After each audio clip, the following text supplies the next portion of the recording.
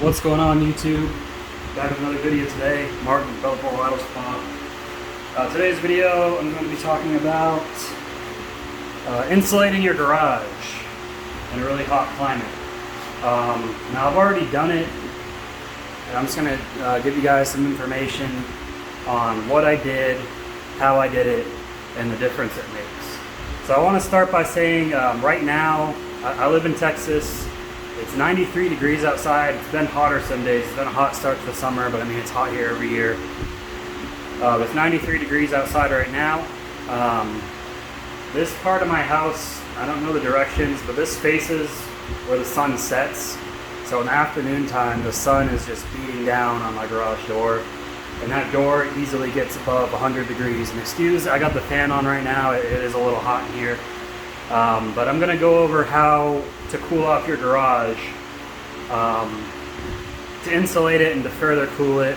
You can cool your garage off for relatively affordable, and then you can, depending on the route you want to take, cool it even more, spend a little bit more money.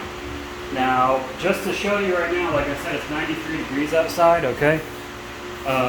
This is the temperature in the garage right now, 90 degrees, 90.1 degrees. So it is cooler in here than the ambient temperature outside. Now, if you're watching this right now, if you've ever been in a garage that is not insulated and the sun is hitting your garage door, you know that it easily gets above 100 degrees in your garage.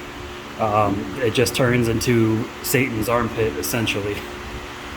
So that's one difference it makes. And literally all I did, I bought some radiant heat insulation, put it in each of the garage door panels. That's it. And that cost me about $75. Let me show you guys the kit I got. Let me go grab it real quick. Excuse me one second.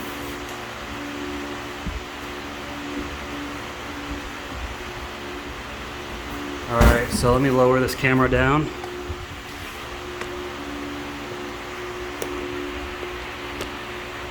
There it is. So I got the reach barrier, garage door, do-it-yourself garage door installation kit. I got 2 of these. Now each one of these comes with about, each kit comes with 8 of those panels. So let me just raise the camera back up a little bit. Each one comes with 8 of those panels, so I had to get 2. Now the panels, you'll have to check. There's going to be a link down below for Amazon. The panels cost, for a single kit for 8 of them, I believe it was $37, $38, something like that. Really not a lot of money. And I didn't put any foam insulation board behind or anything like that. And I think the measurement was like 24 inches this way and 4 feet this way or something like that. They fit the standard panel. Now they were a little large.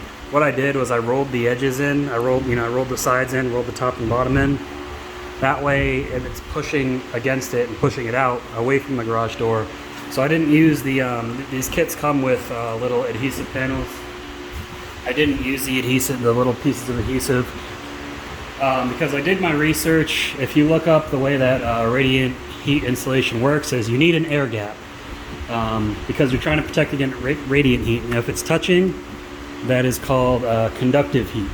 They will transfer conductive heat, but if there is an air gap, the radiant heat, they block that radiant heat. And as you can see, you saw my thermometer, it's 90 degrees in here, it's 93 degrees outside. Normally it'd be over 100 degrees in here because of the UV rays heating up the metal panels of the garage door and just that heat just blowing through. Like this, I usually could not bear to stay in here without the door open. Now I've got the door closed and the fan on, and it's 90 degrees, yeah, but if you sit in the fan, it's really not that bad.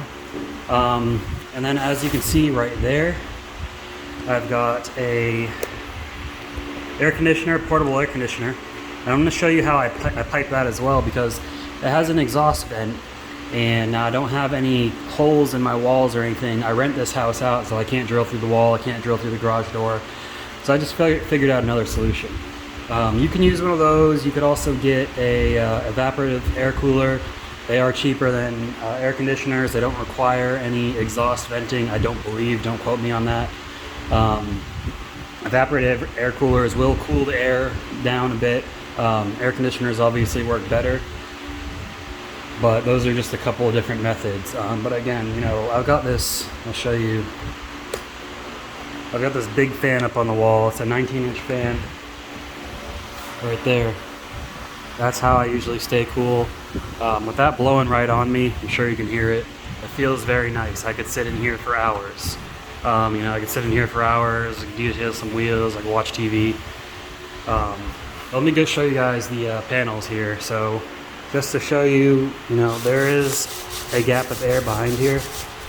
These are really easy to install too. Like I said, now this side is flat, so I didn't fold it here. I folded the top in a little bit. I folded the bottom in a little bit. I like rolled it really. I didn't form like a solid fold, and then I rolled in the side a little bit. And then all I used was some clear packing tape.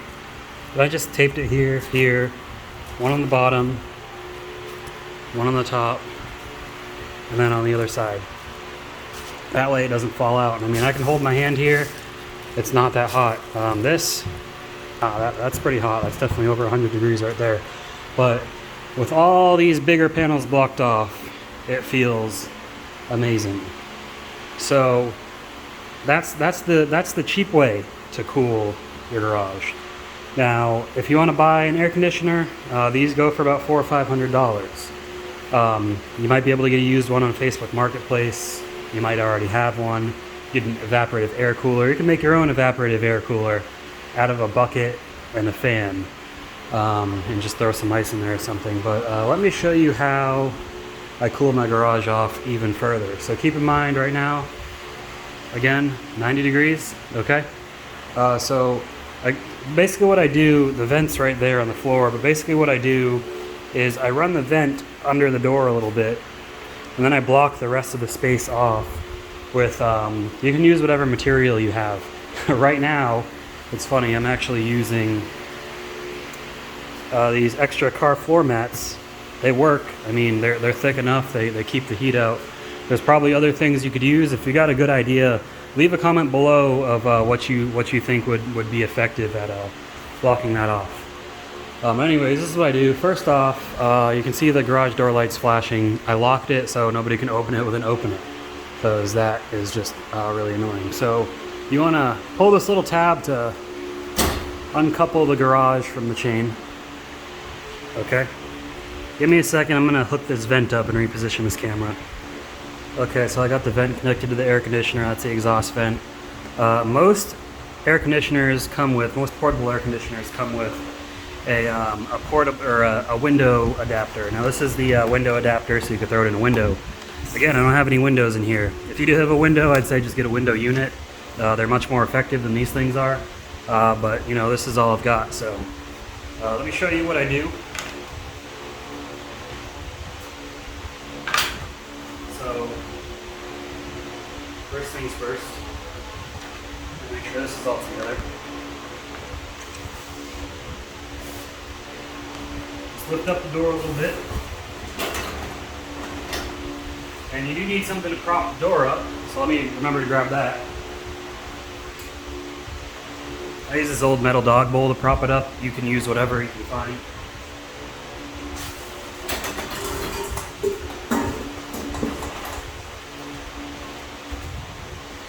This has a little lip in it, so you can just kind of hook the lip on here.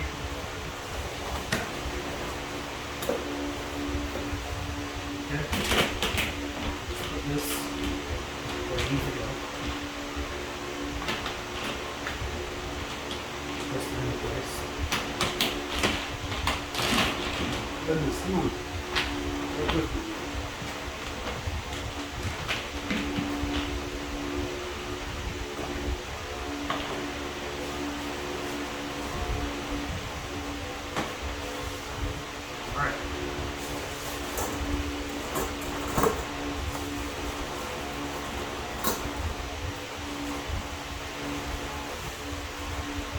So we got that set up, and then let's go ahead and turn your air conditioner on. Immediately starts blowing some nice cold air. Okay, and then let me show you guys how I block the rest of this off. Again, you can use whatever. This is just what I've got at the moment. If you got something better, let me know. I'm all ears. I'm always looking for ways to improve.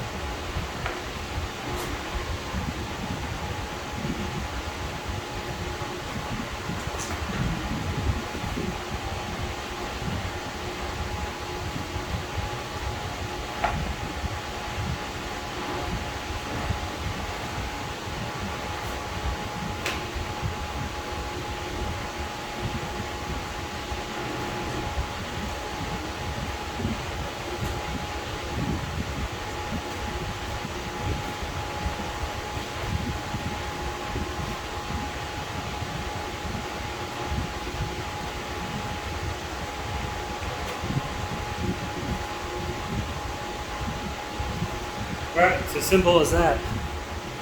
So I'm gonna let this sit here for 10-15 minutes, and then I'll come back and we'll see how much it's cooled it off. So again, temperature has climbed a little bit since I've been in here, probably because I cracked the door open. But 90.7 degrees right now. We'll come back and check in a little bit, and we'll see what the temperature reads.